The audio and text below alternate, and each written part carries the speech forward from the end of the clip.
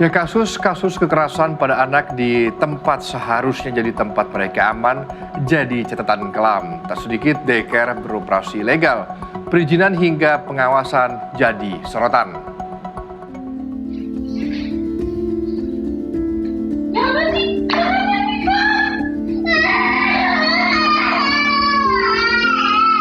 Miris, meski berat hati terpaksa menitipkan buah hati karena harus bekerja penuhi tuntutan ekonomi. Dengan harapan anak-anak tetap dalam pengawasan dan perhatian. Malah kenyataan sedemikian keji harus diterima oleh tak sedikit orang tua ini. Buah hatinya dianiaya, disiksa. Di tempat mereka membayar dan menitipkannya.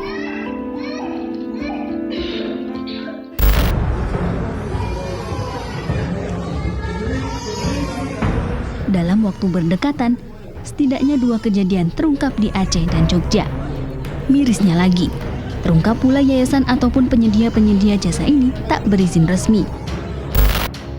Di Yogyakarta misalnya, dari penelusuran lanjutan, didapati puluhan daycare tak berizin operasi. Fenomena serupa tak hanya terjadi di satu kota. Kondisi ini pun tuai sorotan warga. Evaluasi semuanya sih Mbak, sebelum harusnya tuh kalau ada daycare berdiri, pembangunan harusnya kan dari pihak setempatnya ya. Itu harus disegerakan perizinannya gitu loh. Dan mungkin pengasuhnya juga harus ada bimbingannya gitu ya, seperti apa kalau suster atau caregiver itu kan ada bimbingannya berapa bulan gitu. Yang perlu dievaluasi satu, ya kan, kita harus lihat penitipan yang buat anak itu kan masih balita lah ya. Kalau memang ini ya harus satu, dia harus punya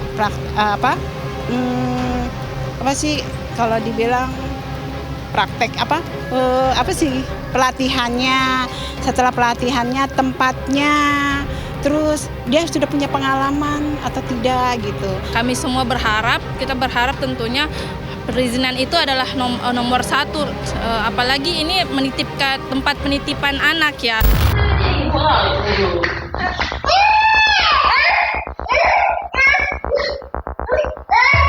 Faktanya, Kementerian PPPA punya data 44% daycare beroperasi tanpa legalitas. Dari jumlah ini lebih dari 66% pengelolanya belum terverifikasi. Kondisi ini menempatkan konsumen orang tua terlebih anak-anak di posisi rentan. Bahwa di atas 50% itu tidak mempunyai legalitas.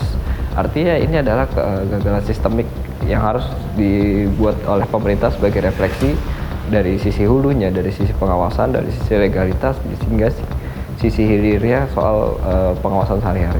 Nah, ketika sudah legalitas ada, sumber daya sudah ada, selanjutnya adalah pelatihan terhadap sumber daya tersebut.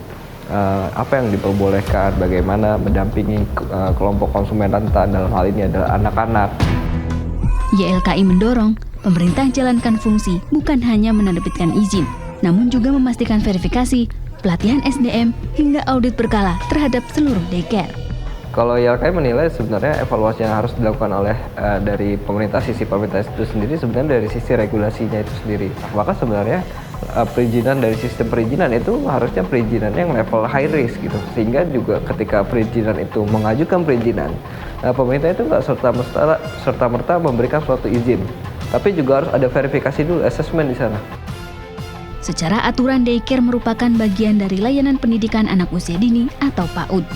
Menyelenggarakan pengasuhan, perawatan, dan pendidikan, minimal lembaga-lembaga ini memenuhi standar izin, pengasuhan termasuk jumlah dan kualitas pengasuh, keamanan, kesehatan, dan kebersihan. Orang tua sebagai konsumen punya hak memastikan legalitas, juga berhak menuntut hingga melaporkan jika mengalami kerugian ataupun penipuan. Anita Putri, Rio Pramasta, melaporkan.